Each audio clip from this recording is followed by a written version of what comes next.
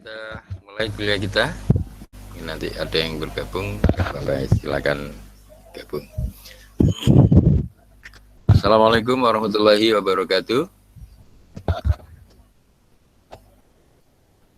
Suara saya bisa didengar? Waalaikumsalam. Oh ya, oke. Baik, kita melanjutkan pertemuan yang lalu. Kita sudah masuk di neural ya. Kita sudah masuk di neural network. Ini yang slide kita kemarin kan pakai ini kan. Kata kunci dari neural sebenarnya menirukan bagaimana sel saraf di kepala kita ya, sel saraf manusia di dalam merespon. Ini misalnya node-nya, ini buat tiruannya kan seperti ini kemarin ya. Jadi pada intinya yang paling penting adalah di selnya sendiri, sel saraf sendiri. Ini di pemodelannya ini adalah dalam bentuk neural atau node ya, atau node. Nah disinilah diproses masukkan untuk dijadikan keluaran. Nah gambarannya kemarin yang dipakai adalah fungsi dari aktivasi namanya ya, fungsi aktivasi. Bentar.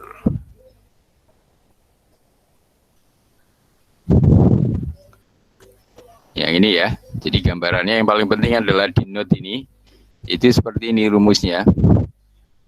Jadi ini berlaku untuk semua node yang ada di jaringan saraf tiruan atau di neural network ya. Ini jadi inputan itu dari luar sini, inputnya itu kalau ini awalnya adalah X0, X1, X2, ya kan.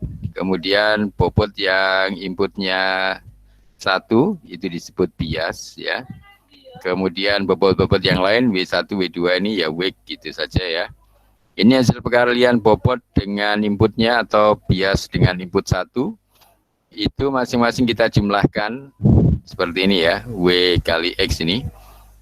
Oh ini adalah W sembarang, ini bukan bias ya. Ini W masih W ke 0 ya. Kemudian W ke 1, W ke 2. Masing-masing dikalikan inputnya, input ke 0, ke 1, ke 2.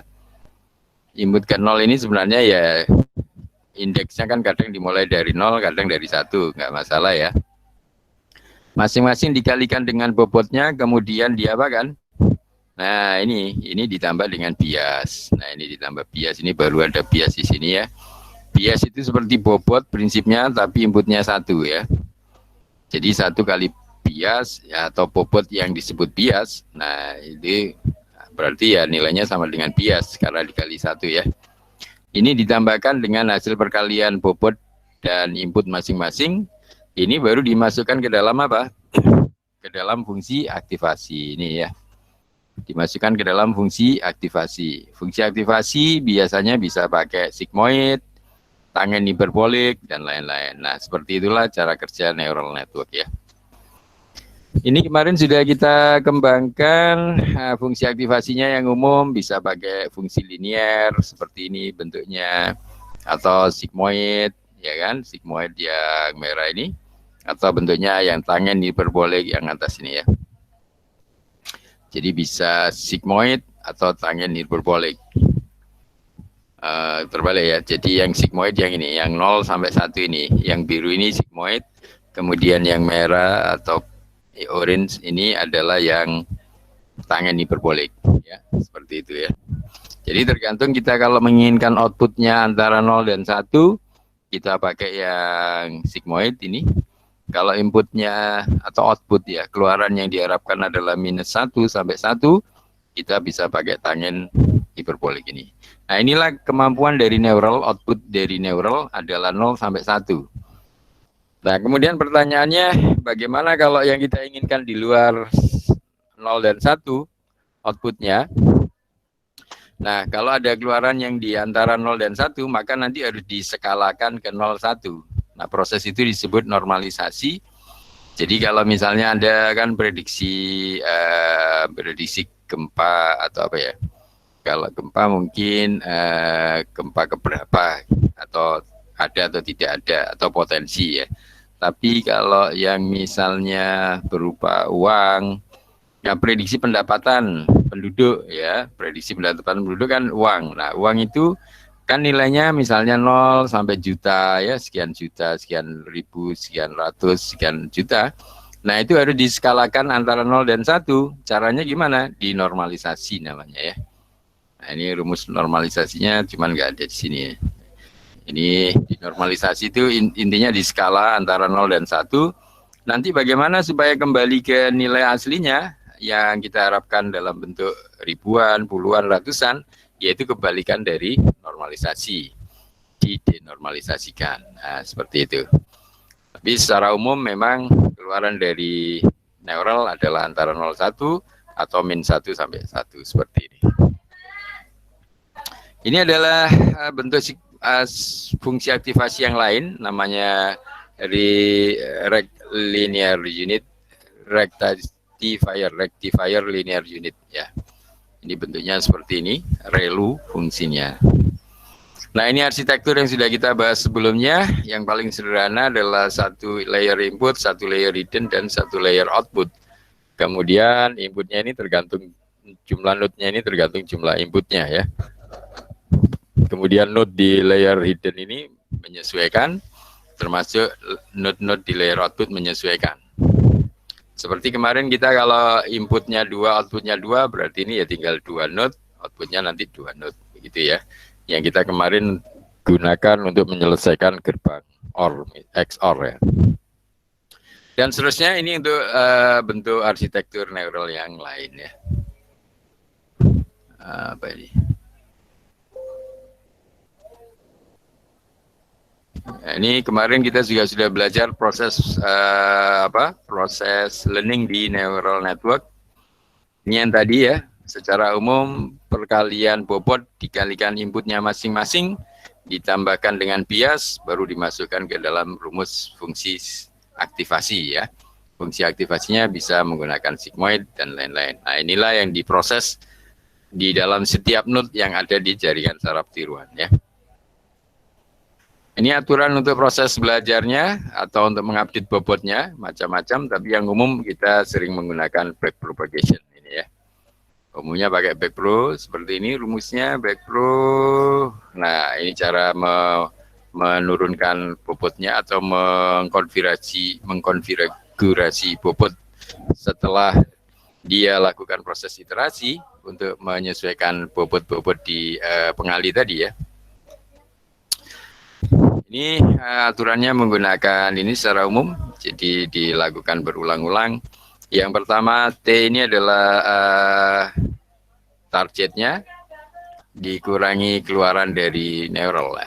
Atau ini kebalik harusnya keluaran neural dikurangi target ya. Ini dikurangi target.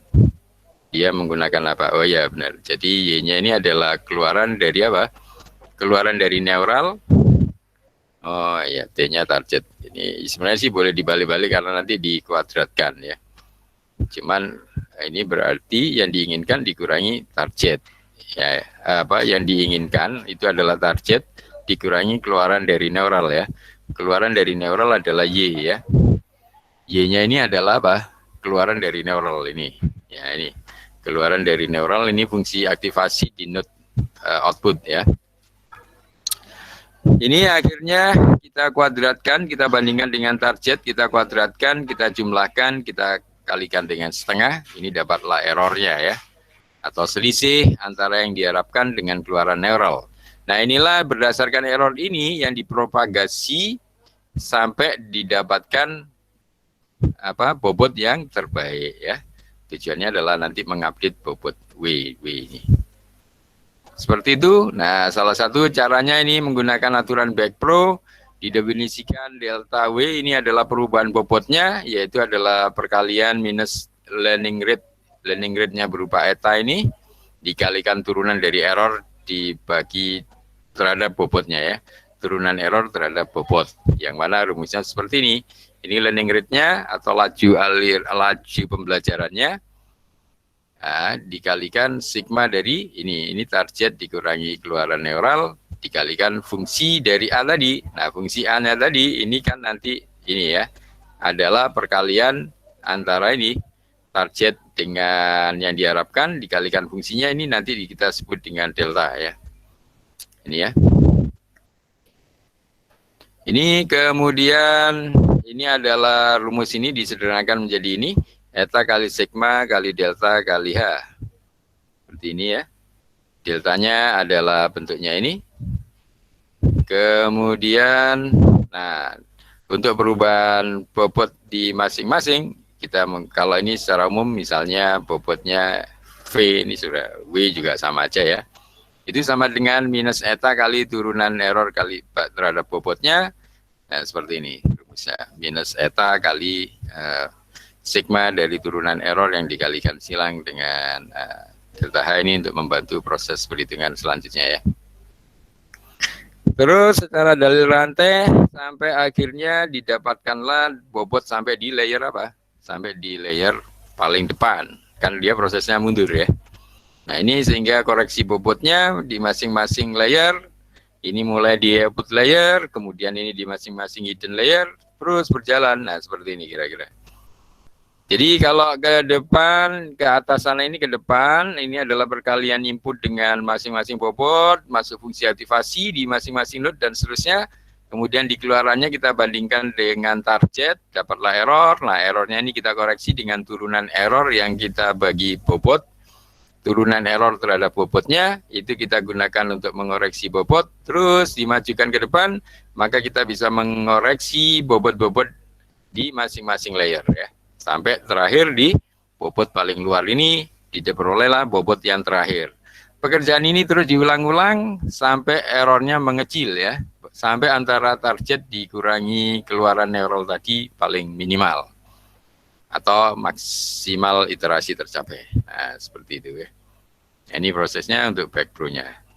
Nah kemarin juga sudah digunakan untuk menyelesaikan kasus klasifikasi. Ini kalau kita menggunakan persamaan matematika biasa, untuk proses klasifikasi yang sederhana seperti ini bisa dilakukan ya. Ini persamaan garis ini 2x1 ditambah 3x2 minus 6 sama dengan 0. Ini bisa digunakan untuk menyelesaikan persamaan ini. Sehingga yang lebih kecil dari 0 itu adalah yang diarsir di bawah ini yang berbentuk bintang. Jika di lebih besar, dan tadi yang lebih kecil ya, yang lebih besar itu adalah bintang. Nah, ini seperti ini ya. Bulan ya. Yang lebih besar 0 misalnya yang bulan, yang lebih kecil 0 adalah bintang. Nah, seperti ini juga bisa digunakan. Kalau gitu mengapa harus pakai neural? Nah, nanti ada alasannya ya. Tidak semua bisa diselesaikan dengan ini, dengan persamaan garis ini ya. Jadi untuk yang sederhana ini, yang di atas 0 adalah yang bulan, yang lebih kecil 0 adalah bintang. Dengan demikian persamaan garis ini sudah bisa menyelesaikan kasus klasifikasi membedakan mana bulan, mana bintang ya. Untuk kasus yang sederhana. Nah ini dengan neural network kita bisa menirukan tadi ya. Jadi bentuk ini bentuk persamaan garis ini bisa kita tirukan dengan persamaan neural seperti ini ya. Ini persamaan neural tiruannya tadi, di mana di masing-masing garis ini itu adalah bobotnya, kemudian ini adalah inputnya. Kita kalikan masing-masing, nah ini kemudian dimasukkan ke dalam fungsi yang ada di node. Fungsi yang ada di node ini bisa menggunakan sigmoid atau bisa menggunakan tangen hiperbolik ya. Misalnya untuk yang di atas 1 plus 1 ini nilainya maka kita sebut dia bulan, dan yang kalau outputnya adalah minus 1 dia disebut bintang. Nah, dengan cara demikian, Anda sudah bisa menyelesaikan persamaan klasifikasi ini dengan menggunakan satu node saja dari neural network. Ini dengan satu node Anda bisa menyelesaikan kasus klasifikasi tadi ya. Nah, ini kalau Anda salah menggunakan persamaan garis, kalau misalnya salah Anda menggunakan, ini persamaannya tadi kan bukan ini, tapi minus 6 harusnya kan. Sekarang kalau minus 4 berarti bentuknya seperti ini. Nah, kalau tidak tepat begini, maka Anda akan salah dalam mengklasifikasi. Sehingga ada sebagian yang harusnya Anda bilang bintang, ternyata dia Anda anggap bulan, dan seterusnya ya. Ini kalau Anda salah dalam menggunakan persamaan garis. Nah, sehingga kalau di neural kesalahan itu bisa dipelajari, inilah yang disebut proses learning. Proses learning di neural network itu adalah memodifikasi pengali tadi memodifikasi pengali ini, W ini harus dicarikan yang terbaik. Kalau ini salah mencarikan W, maka Anda akan salah di dalam mengklasifikasi, maka harus dicarikan W yang tepat. Nah, proses mencari W yang tepat itu adalah disebut update bobot atau disebut proses belajar. Nah, ini modifikasi dari W agar diperlukan agar menghasilkan error yang lebih kecil ya. Nah, untuk fungsi aktivasi bisa menggunakan sigmoid ataupun fungsi daripada tangen hiperbolik ya. Bisa seperti ini. Jadi bisa yang seperti ini, tangen hiperbolik atau fungsi sigmoid yang antara 0 dan 1. Kalau untuk kasus kita tadi kan harus ada nilai minus 1 dan 1 ya. Maka ini fungsi aktivasinya.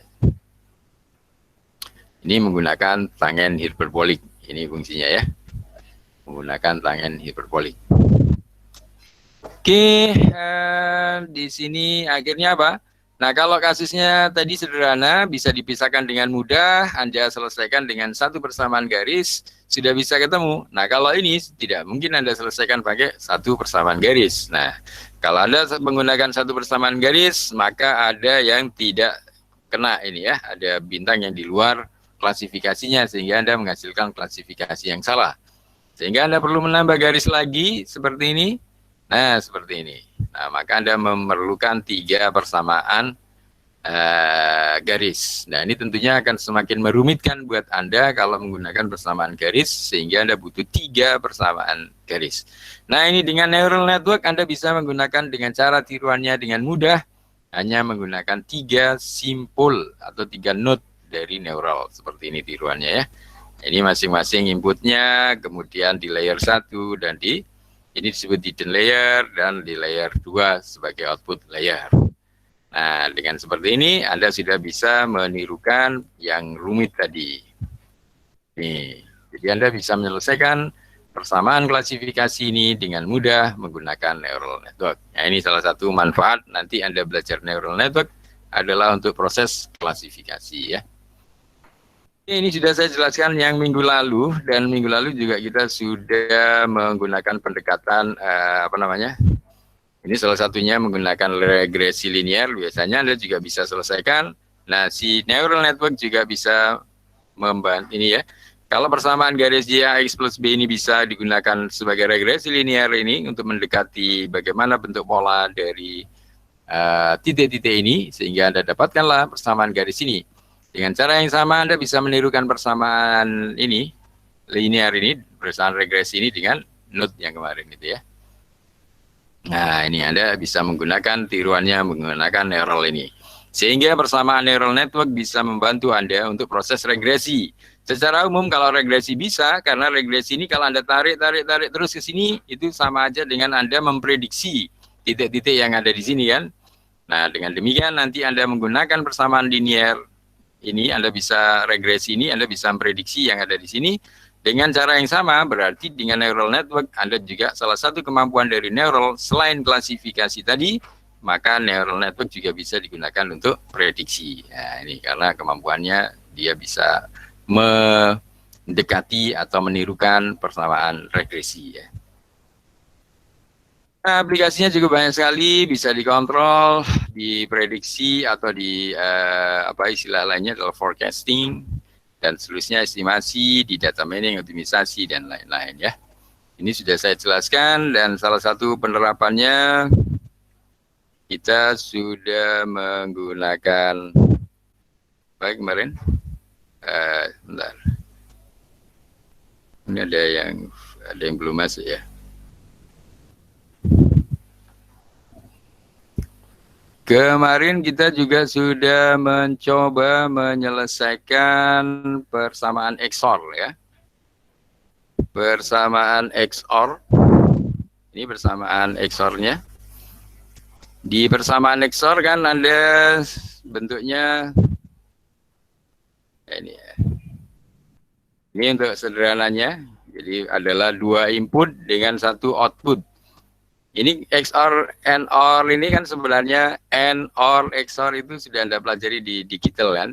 Atau kalau lupa, nah ini persamaannya adalah ini datanya.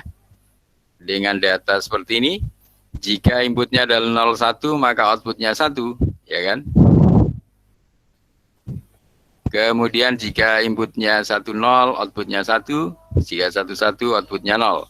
Jadi dia yang berbeda akan menghasilkan output 1 ya. 10 atau 01 outputnya 1, jika sama 11 atau 00 outputnya 0. Nah, ini adalah gerbang XOR. Ini kita gunakan sebagai data latih dari neural untuk menirukan apa? Untuk menirukan cara kerja dari neural. Ini sudah saya jelaskan yang minggu lalu, dan ini juga sudah kita gunakan untuk menyelesaikannya. Ini hanya untuk membuat ini saja. Kita untuk menampung nanti nilainya di out NN ini untuk menampungnya ya.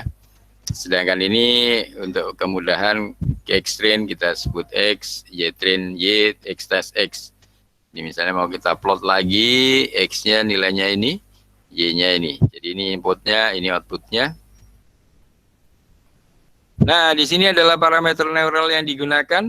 Jadi Anda menggunakan 2 input, yaitu 2 input unit, ya.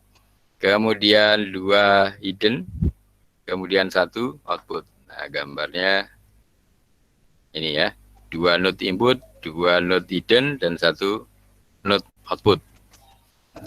Kemudian ini training data kemarin sudah. Kemudian ini number parameternya. Nah, di sini tadi sesuai persamaan di konsep teori tadi ada learning rate yang disebut eta. Di apa? Ini kan sudah ada ya. Mungkin di awal-awal tadi ada persamaan etanya.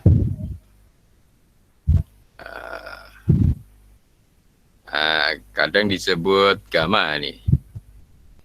Tapi secara umum mana tadi ya? Tadi ada yang pakai eta juga. Mana yang pakai eta tadi di mana? Pokoknya tadi ada yang menggunakan eta. Learning rate-nya ini ya. Ini pakai eta ini ya. Jadi ini yang minus eta kali turunan errornya ini disebut laju pembelajaran ya, learning rate yang etanya. Ini kalau di teorinya tadi, apa di codingnya tadi, ini learning rate, ini adalah eta, laju pembelajaran ya. Kemudian ini di coding ini untuk membantu overfitting biar lebih cepat menuju yang diinginkan. Kemudian max iteration, ini iterasi maksimalnya. Jumlah data untuk training adalah 4 pasang ya, 4 pasang tadi kan, input 2, output 2, ini 1, 2, 3, 4 ya jumlah datanya. Oke, untuk bias dan bobot dan bias kita pertama kasih random dulu sesuai hidden unit dan output unitnya. Kita berikan caranya bikin seperti ini. Nanti ini kalau Anda berubah ininya, arsitekturnya juga berubah. Ini kebetulan arsitekturnya kan 2x2, ini 1x2 ya. Kemudian ini dikasih nilai random antara 0 dan 1 ya. Ini number hidden unitnya, number input unit. Ini kan sudah ada di atas tadi, masing-masing diisi dengan ini, bukan. Ini ya. Ini number input unitnya, number hidden unit. Jadi ini kalau berubah tinggal diganti yang ini. Arsitekturnya diganti di situ. Kemudian pertama kali dikasih random ya. Kemudian apa? Ini untuk biasnya. Bias di hidden output dan di output. Ya. Ini kalau mau ditampilkan hasil generate randomnya.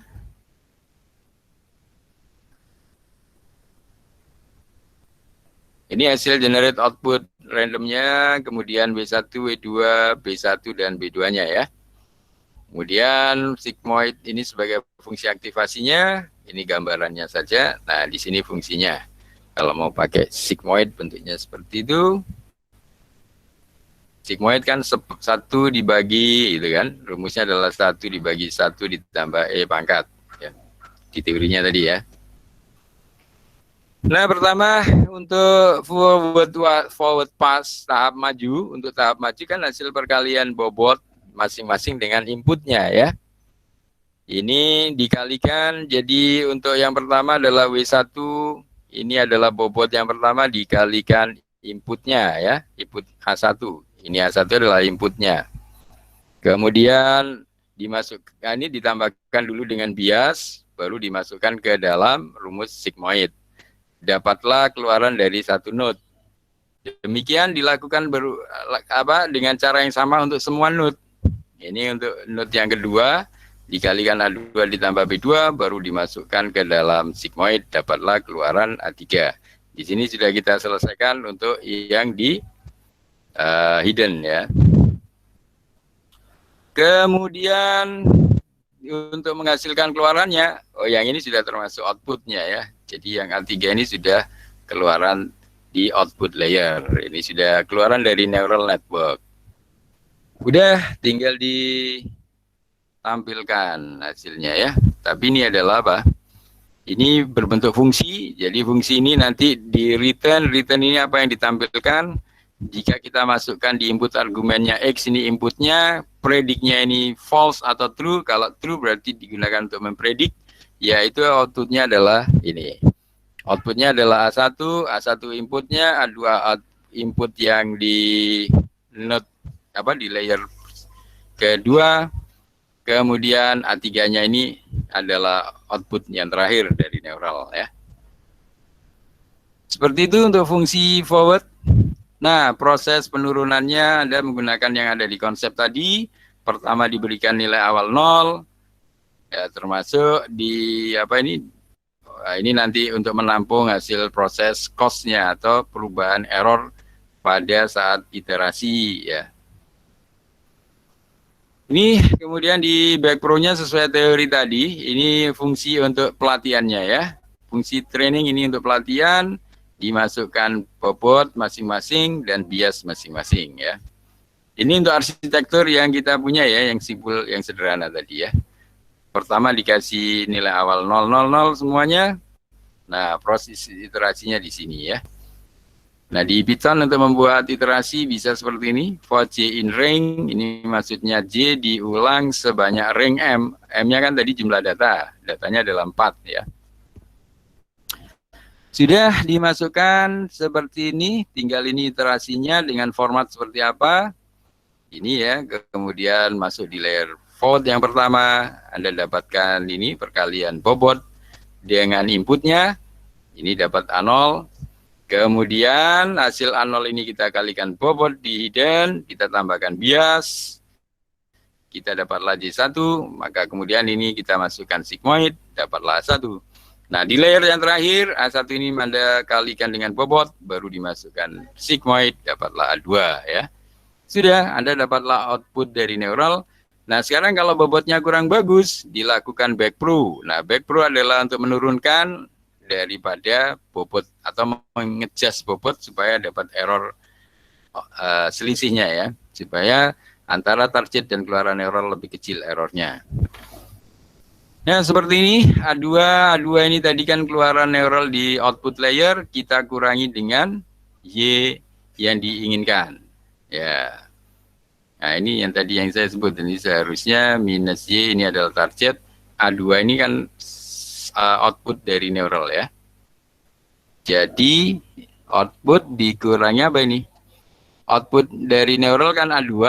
A2-nya dikurangi target, ini adalah targetnya. Ya kan? Ini akhirnya dapatlah errornya ini diturunkan terhadap bobot, ini seperti ini. Dan seterusnya untuk dapatlah bobot yang perubahan terakhirnya ya, termasuk biasnya. Jadi ini rumusnya adalah keluaran dari neural Y dikurangi target ya. Yang di teori tadi kayaknya kebalik ya. Yang teori tadi back pro-nya Ini ya, ini kan T min Y. Padahal Y-nya di sini disebut apa ya? Y dan T, target. Oh, di sini Y adalah outputnya ini padahal. Y-nya adalah outputnya. Kalau di sini kan berarti target dikurangi Y, ya kan? Tapi di codingnya ini target dikurangi Y. Target yang diinginkan dikurangi Y adalah output dari neural, ya kan? Tapi kenapa di rumusnya ini A2-nya adalah sigmoid. Sigmoid berarti keluaran dari neural. Ini ya. A2 adalah sigmoid, berarti dia adalah keluaran dari neural. Di backpro-nya, nah A2-nya dikurangi Y. Y ini berarti kan target yang diharapkan.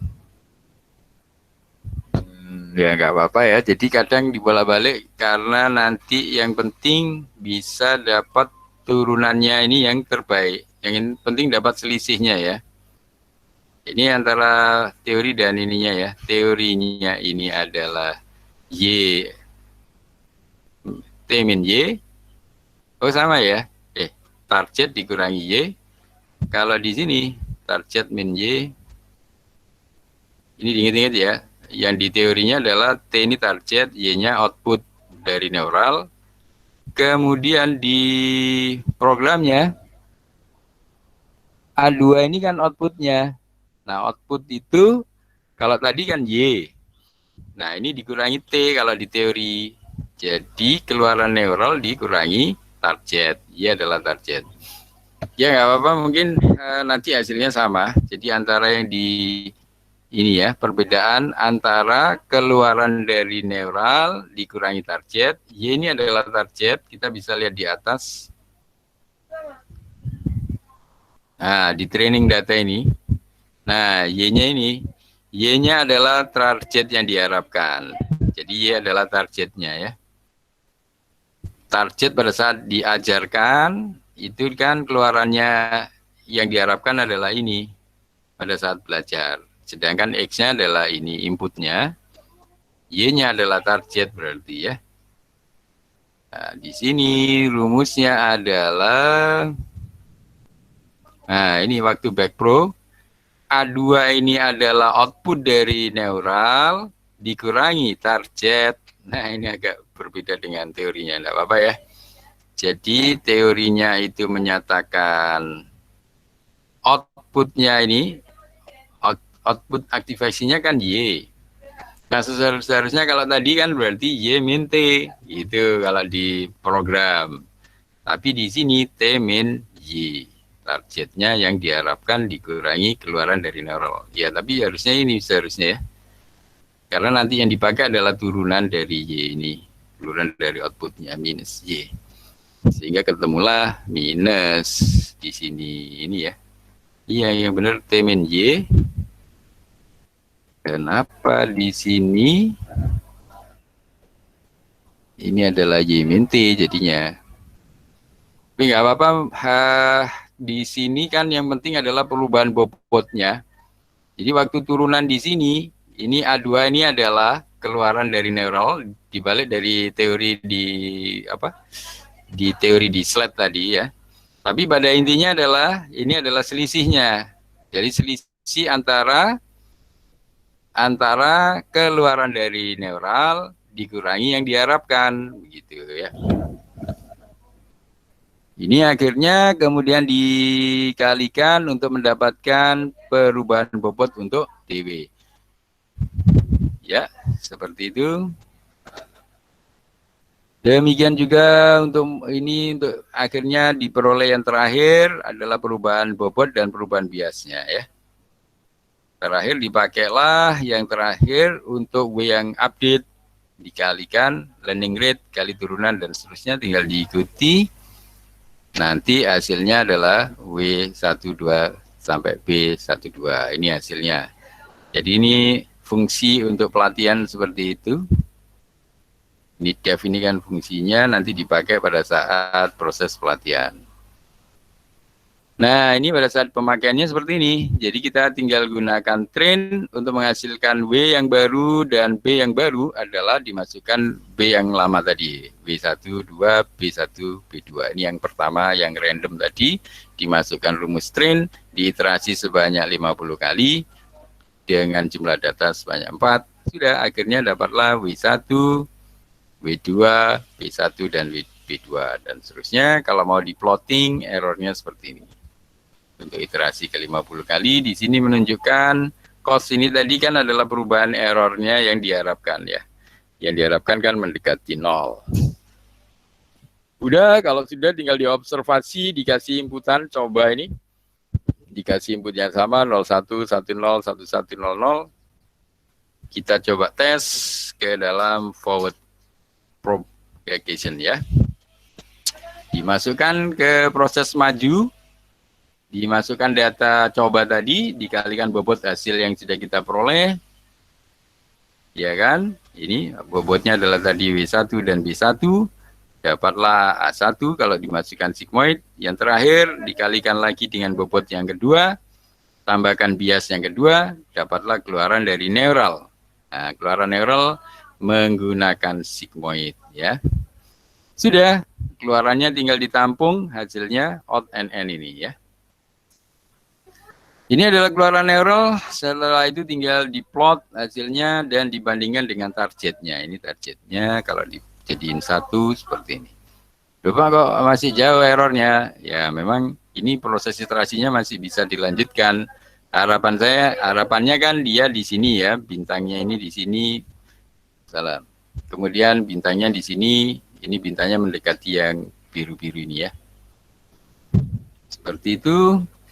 Berarti di sini masih ada error dan pelatihan harusnya masih bisa dilanjutkan. Kenapa ini error?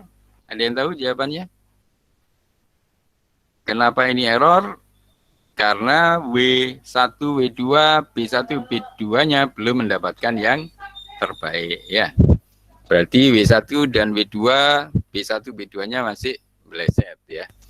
Sama seperti di teori tadi tuh. Kalau kita salah mendapatkan W1, mana tadi, maka bisa menghasilkan yang salah. Yang ada gambar persamaan garis-garis. Nah ini ya. Kalau kita salah, ini. Kalau kita salah memberi bobot, kalau di sini misalnya 2 sama ini ya. 2-nya ini kan bobotnya kalau di persamaan tadi, X1, X2-nya ini inputnya. Kalau kita salah, seharusnya 2 terus minus 6. Nah ini biasnya ini yang salah. Itu maka apa? Yang meleset begini ya. Jadi tidak tepat. Ini harusnya tepat seperti ini ya. Kalau ini kan pas. Nah kalau kita salah mencari bobot 2, 3 dan ini harusnya kan min 6, tadi kan min 4, dia meleset. Kalau salah antara bobot dan biasnya, nah ini maka akan menghasilkan akurasi yang tidak baik. Nah, seperti itu ya. Jadi yang tadi, kenapa ini tidak tepat? Nah ini kan harusnya bintangnya ini tepat di sini, atau plusnya ini tepat di circle ini. Ini juga harusnya tepat di sini, ini juga tepat di sini, ini juga tepat di sini. Nah kenapa dia tidak tepat? Berarti masih ada kesalahan bobot dan biasnya. Ya, sini bisa dipahami ya. Ini yang kemarin sudah kita kerjakan dan kita dengan menggunakan root mean square error bisa dihitung kesalahannya 0,5 sekian. Dengan cara yang sama, kalau kita yang di atas ini, di konsep ini kita menggunakan fungsi buatan sendiri seperti ini ya. Ini persamaan pelatihannya menggunakan fungsi seperti ini. Dengan cara yang sama di pemrograman neural network, kita juga bisa memanfaatkan library-nya namanya Keras ya. Kita juga bisa menggunakan library Keras, maka Anda harus install dulu library Kerasnya ya. Ini kemarin kan codingnya sudah saya kasihkan ke Anda.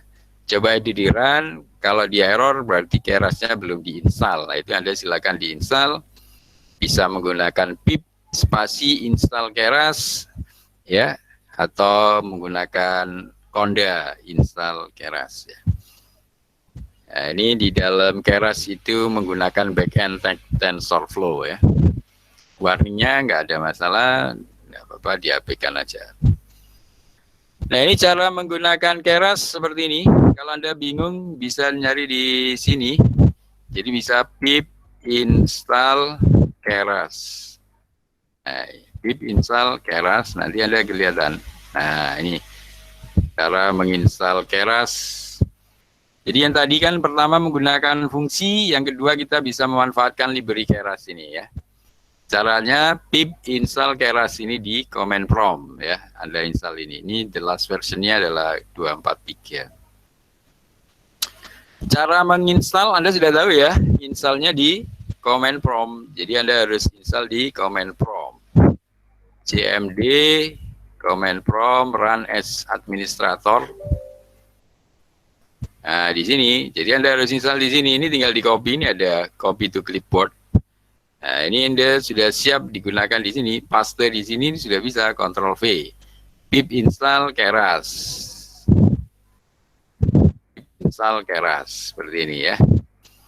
Ini Anda install, kalau sudah ada biasanya already satisfied.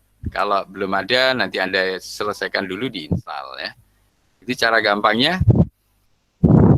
Nah, itu mungkin Anda coba dulu cara installnya seperti itu ya. Ini sudah ada. Cara lain sih bisa dengan cara mendownload filenya.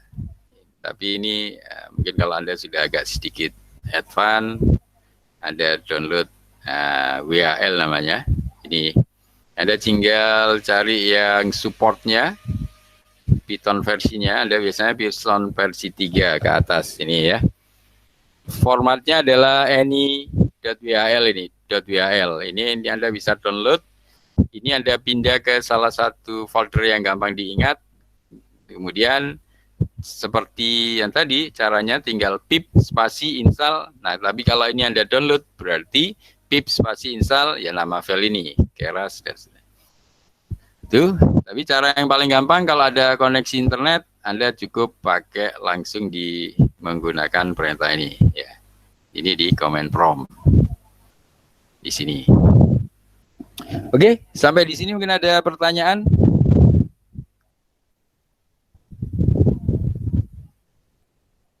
Ini cara install Kerasnya sudah berhasil. Kemarin codingnya kan sudah saya kasihkan ke Anda. Ini ya. Kalau yang atas sampai di sini tidak perlu library Keras sampai yang ini. Sampai ngeplot ini Anda bisa memanfaatkan script yang sudah ada di sini menggunakan function yang sudah kita buatkan ini. Nah, ini contoh juga ngambil dari internet untuk saya sesuaikan dengan kasus XOR, 2 input 2 output. 2 input 1 output ya. Kemudian yang atas tidak perlu Keras, tapi begitu yang di sini, nah yang ini kita akan menggunakan library Keras. Anda harus install Keras dulu. Ini kan ada library yang dipanggil. Cara memanggil library di Python adalah menggunakan from ya, atau import. Ya, ini misalnya kita ngambil dari apa? Dari Keras, diimport sekuensialnya yang diambil ya. Terus dari Keras layer diambil yang dance. Nah, ini kemudian inisialisasi konstruksinya adalah model sama dengan misalnya sekuensial. Kemudian untuk input layernya lah di sini yang sesuai arsitekturnya.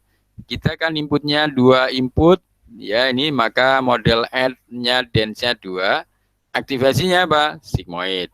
Nah, kemudian untuk hidden layernya itu kan 2 node juga. Tadi itu 2 node untuk input, 2 node untuk hidden, pakai sigmoid juga. Kemudian yang outputnya kan 1. Nah, ini outputnya kan 1 sigmoid. Nah, kalau pakai Keras lebih mudah ya. Seperti itu. Nah, kemudian selanjutnya untuk bikin model di Keras tinggal ini untuk nampilin modelnya dan seterusnya, konfigurasinya, termasuk dapat bobotnya. Tampilin, ini biasanya 1 pasang, kemudian Anda tinggal dapatkan ini yang tadi ya. Dan seterusnya total parameter yang digunakan ini mengikuti karena pakai library. Ini kalau mau ditampilin hasilnya.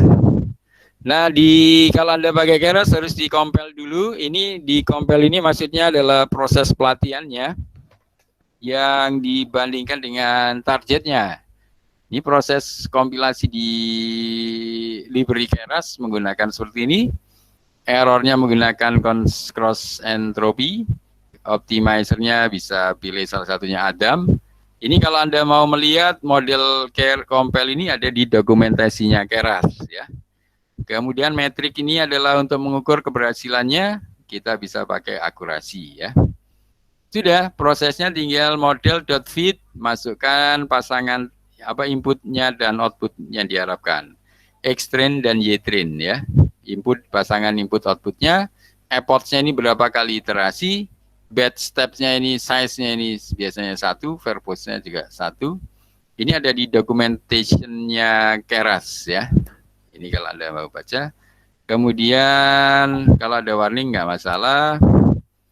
Nah ini proses iterasinya dia sampai menuju yang diharapkan ya. Ini diikuti aja. Sudah, untuk menampilkan hasilnya. Untuk menampilkan hasilnya tinggal model predik saja. Nah ini dites menggunakan input tesnya. Coba tadi ya, atau X-test. Sudah, dapatlah YPRED. YPRED ini adalah hasil prediksinya Keras. Ini tinggal dibandingkan seperti biasa, diplot dalam satu. Nah, yang diharapkan itu adalah targetnya Y ini, B, biru. B-nya ini kan biru, 0 ini bentuknya circle. Atau yang hasil keluaran dari neural, itu red, ini bentuknya plus. Nah, ini yang plus ini adalah keluaran dari neuralnya, sedangkan yang biru-biru dot ini adalah keluaran yang diinginkan. Ini kalau menggunakan Keras dengan efforts atau iterasi sebanyak berapa tadi? 20 efforts, salah ya. 20 efforts ya. Nah, dari sini Anda sudah bisa melihat perbedaannya meskipun menggunakan Keras jika tidak tepat di titik yang diharapkan kan di biru ini. Harusnya bintangnya ini ya di biru, plusnya ini juga di biru harusnya. Nah, berarti ada error, tapi nggak masalah, memang effortnya masih harus ditambah lagi sampai ribuan kali kalau misalnya sampai yang terbaik. Nah, tadi pertanyaannya kenapa ini tidak tepat? Berarti apa? Bobot dan biasnya masih tidak terbaik ya, masih bisa dirubah lagi. Nah, ini kalau mau diukur root mean square error-nya ketemu 0,5, akar dari kuadrat kesalahannya adalah 0,53. Sementara kalau menggunakan cara manual ketemunya 0,51 ya.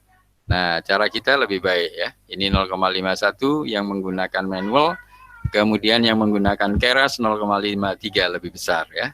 Harapannya kan semakin mendekati 0. Untuk kasus yang sederhana ini, yang kita lakukan menggunakan fungsi di atas ini, menggunakan function scripting, ini hasilnya lebih baik. Tetapi untuk arsitektur yang sederhana, coba bayangkan kalau arsitekturnya ini lebih dari 2 input, outputnya tidak harus 1. Nah, kalau outputnya dan inputnya sudah banyak sekali, maka Anda sudah kewalahan. Anda bisa bayangkan bentuk codingnya di sini, sudah harus ada di penyesuaian ya, harus dirubah. Kalau ini kan hanya 1 input, maka backbone satu hidden layer. Maka backbone-nya sederhana. Nah, kalau ada 2 hidden layer, ya ini Anda tambah juga di hidden kedua, ketiga, dan seterusnya. Nah, sedangkan kalau menggunakan Keras, kelebihannya kan simple. Anda mau butuh berapa input, butuh berapa node hidden, tinggal diganti-ganti di sini. Ini kelebihannya memang yang Keras adalah untuk kasus yang neural yang kompleks, ya. Anda bisa memanfaatkan Keras. Saya kira seperti itu. Mungkin ada pertanyaan. Jadi mahasiswa yang mengerjakan neural biasanya bisa menggunakan contoh ini sebagai implementasi sederhananya. Jadi kalau ditanya dosennya, mengapa Anda menggunakan Keras? Itu alasannya karena Anda sudah menggunakan yang sudah cukup kompleks, tidak hanya sekedar 2 input, kemudian satu hidden seperti gambar ini. Mana tadi? Nah, ini kan cuma satu hidden, satu hidden layer, satu hidden input dan satu hidden output. Bagaimana kalau Anda menggunakan hidden layer yang cukup banyak? Maka Anda sudah kewalahan kalau mengoding sendiri. Maka ini tetap dikasih di bab implementasi, dikasih contoh kasus sederhana, tetapi untuk yang kasus kompleks Anda bisa memanfaatkan apa? Keras. Ini jadi mahasiswa yang tugas akhir skripsi biasanya yang memakai neural network, biasanya yang di awal-awal digunakan yang simple, tetapi untuk yang kompleks digunakanlah menggunakan keras. Ini ya. Sampai sini ada pertanyaan? Jadi dari sini Anda sudah bisa melihat bahwasannya yang Anda kerjakan menggunakan scripting buatan sendiri menghasilkan kinerja yang lebih bagus ya daripada neural. Tapi kelebihan menggunakan neural yang pakai keras adalah untuk kasus-kasus yang kompleks.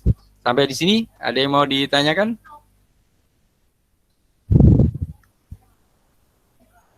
Ini ada chatting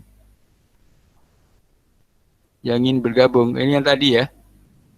Oh ya, tadi saya kurang ngelihat di sini, tapi sudah masuk semua ya. Sudah gabung ya. Oke, mungkin ada yang mau ditanyakan untuk neural network sederhana, dan ini sebenarnya sudah saya jelaskan yang lalu. Nah, Anda sebenarnya tinggal bermain-main di mana? Di arsitektur ini ya. Jadi di arsitekturnya ini Anda bisa gunakan yang lebih sederhana, tidak harus menggunakan 2 input dan 1 hidden seperti ini. Ini kalau inputnya lebih dari 1 bagaimana? Nah itu Anda bisa bermain-main di coding ini, tapi kalau pakai keras adalah lebih simpel ya. Mungkin ada pertanyaan untuk implementasi keras di apa? Di Python ya, termasuk neural menggunakan script sederhana. Mungkin ada yang ditanyakan dulu. Ini adalah penerapan neural network sederhana ya. Untuk kasus-kasus lain, misalnya Anda gunakan untuk prediksi, nah ini juga neuralnya tinggal disesuaikan arsitekturnya ya. Ini misalnya 2 input 1 output ini juga bisa Anda gunakan untuk kasus prediksi, tetapi yang sederhana, prediksi apa? Ya ini misalnya data 2 bulan yang lalu, Anda masukkan ke sini, bulan Januari, bulan Februari, untuk memprediksi bulan Maret. Nah, seandainya Anda punya data seperti itu, atau tahun juga bisa. Ini tahun, katakanlah tahun 2000, kemudian data tahun 2001 untuk memprediksi tahun 2002. Nah, begitu. Jadi ini banyak manfaatnya. Kalau seperti ini saja, Anda sudah bisa memprediksi 1 tahun ke depan dari data 2 tahun sebelumnya. Ya, tahun 2000, tahun 2001 untuk memprediksi tahun 2002. Demikian juga berjalan 2001-2002 untuk memprediksi data, untuk memprediksi 2003. Nah, begitu ya. Ini untuk kalau Anda mau gunakan untuk data prediksi, tapi tentunya Anda harus punya datanya dulu. Prediksi bisa macam-macam, jadi prediksi permintaan konsumen, ya, pembeli produk Anda juga bisa. Anda bisa melihat dari tahun-tahun kedua tahun yang lalu, 2 tahun yang lalu bisa Anda gunakan untuk memprediksi kebutuhan pelanggan 1 tahun ke depan. Ini ya, seperti itu. Jadi kan Anda sudah bisa antisipasi dalam 2 tahun berikutnya. Jadi 1 tahun berikutnya ya, dengan 2 tahun data sebelumnya. Nah ini kan Anda sudah bisa gunakan untuk kasus prediksi yang sederhana. Tapi biasanya kalau untuk prediksi Anda nggak cukup hanya 2 tahun ya. Ini bisa jadi tahun-tahun yang sangat panjang sebelumnya. Bisa dari tahun sekian sampai sekian. Ini dari tahun sekian sampai sekian. Anda bisa memprediksi sekian tahun ke depan. Nah ini jadi maknanya bisa macam-macam. Ini kalau neural. Mungkin ada yang mau ditanyakan untuk kasus neural, menggunakan neural network. Jadi selanjutnya Anda tinggal mencoba bisa menggunakan neural yang scripting maupun yang menggunakan Keras ya. Ini kan skripnya juga sudah saya berikan ke Anda. Apakah ada masalah? Ada yang belum berhasil menjalankan? Minggu lalu kan sudah saya kirim skripnya. Anda coba jalankan di laptop Anda. Biasanya kalau yang keras ini biasanya Anda belum install. Cara installnya seperti tadi, menggunakan pip spasi install Keras ini ya, pip spasi install Keras. Copy aja di sini. Nanti Anda jalankan di command prompt ya. Seperti itu cara paling mudah. Cara yang agak expert, ini Anda download filenya. Nanti bentuknya adalah WHL. Ini Anda jalankan dari script di bawah ketika di command prompt. Caranya sama, pip spasi install nama filenya ini kalau Anda download ya. .whl. Seperti itu kalau Anda memanfaatkan Keras. Ini untuk kasus yang sederhana. Untuk kasus yang lain ya tinggal datanya diganti-ganti ya. Mungkin ada pertanyaan sampai di sini? Jadi Anda tinggal mengganti-ganti datanya ini. Kalau saya ingin ada, misalnya ini saya ganti, kali ini jumlah datanya adalah 4, maka harus sepasangnya juga sama ya. Jadi kalau misalnya ini saya tidak ingin hanya 2 input, saya pinginnya 3 input gitu kan, jika sudah berubah ya. Data 3 tahun untuk memprediksi 1 tahun ke depan misalnya ya, sudah berbeda. Di mana dalam 1 tahun ada 12 bulan. Maka data ke bawahnya ini adalah 12 bulan ya, bulan Januari sampai Desember. Demikian juga ini untuk memprediksi 1 tahun ke depan. Kira-kira bisa memodif ini. Jadi kalau ada permintaan, ada perubahan, Anda harusnya sudah bisa ya. Ini ada yang mau ditanyakan untuk neural? Sudah mencoba semua? Neural networknya.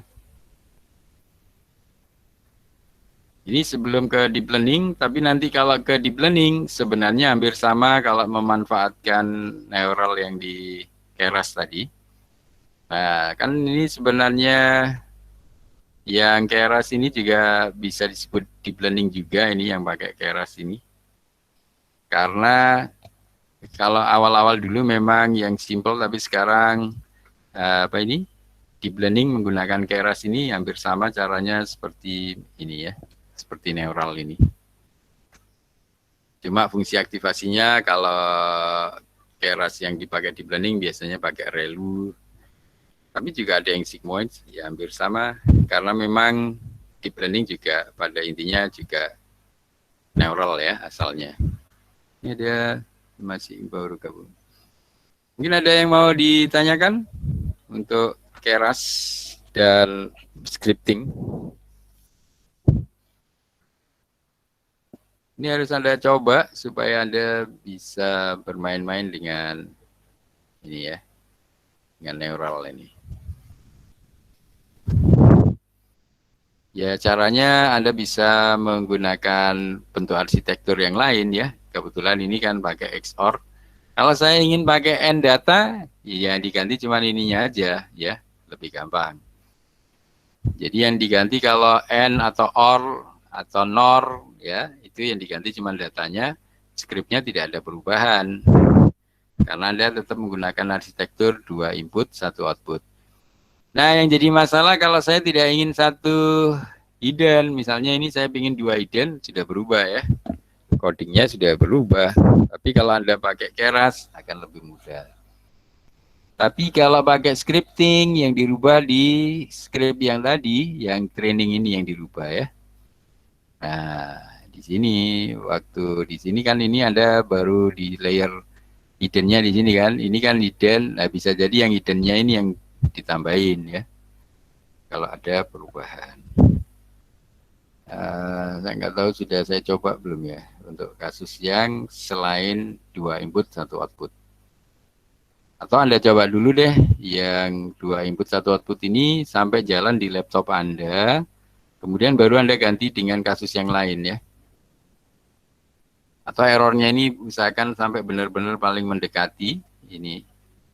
Ini ya. Ini usahakan plusnya ini sangat mendekati biru-biru ini. Ini kan berarti masih belum terlalu bagus. Jadi bobot sama biasanya ini masih belum. Anda bisa proses lagi dengan diulang-ulang, iterasinya ditambah, dan seterusnya. Bisa jadi bobot yang sudah diperoleh ini, kan Anda waktu dapat bobot, ini lah. Nah, waktu Anda peroleh bobot ini bisa jadi, ini Anda pertahankan untuk bobot awal iterasi selanjutnya ya. Jadi tidak harus pakai random lagi. Yang di sini, yang pertamanya memang bisa pakai random. Nah, ini. Jadi yang pertama Anda bisa pakai random.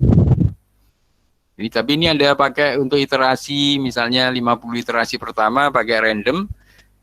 Setelah iterasi 50 iterasi kan Anda sudah dapat bobot yang baru. Sudah dapat bobot terbaiknya. Mana bobotnya adalah ini. Anda dapat bobot-bobot ini, ya kan?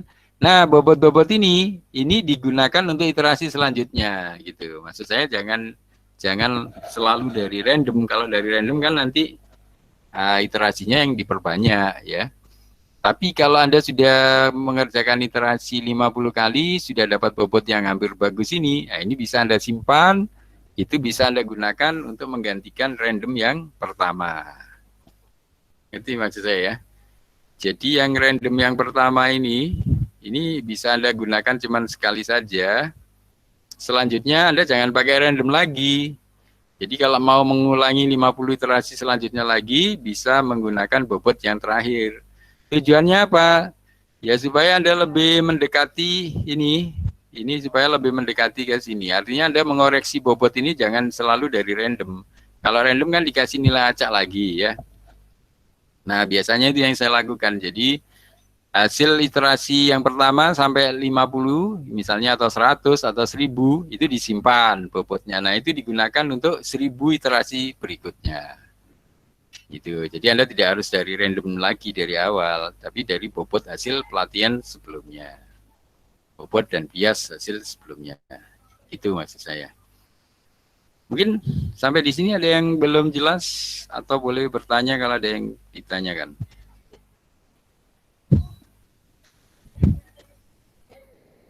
Ini untuk neural ya. Nanti aplikasinya Pak, aplikasinya banyak. Ya ini tadi Anda bisa untuk prediksi aja sudah bisa. Ini untuk memprediksi data 2 tahun, untuk memprediksi 1 tahun ke depan ya juga bisa. Ini terserah ini maknanya. Data 2 bulan, 2 periode, dan seterusnya untuk menghitung 1 periode ke depan dan seterusnya ya. Kalau ini nggak cukup ya ditambah inputnya termasuk hiddennya ya. Penerapan lain sebenarnya digunakan untuk mentuning dari parameter PID, tapi itu yang sudah advance. Biasanya itu digunakan untuk kontrol. Jadi dikontrol ini biasanya misalnya kontrol suhu, bagaimana kontrol suhu sampai yang diinginkan. Cuman itu nanti ceritanya panjang. Anda harus belajar PID control, kemudian belajar PID tuning. Itu nanti mungkin Anda dapatkan di kuliah microcontroller saja ya. Yang penting pengalaman kita di neural ini nanti bisa diterapkan di microcontroller seharusnya. Salah satunya digunakan untuk mentuning kontrol supaya proses kendalinya lebih cepat mencapai set point. Set point itu nilai yang diinginkan. Oke, ada yang ditanyakan sampai di sini? Kalau tidak ada, mungkin cukup dulu. Anda tinggal mempelajari lagi dari skrip yang sudah saya kasih ini untuk menerapkannya.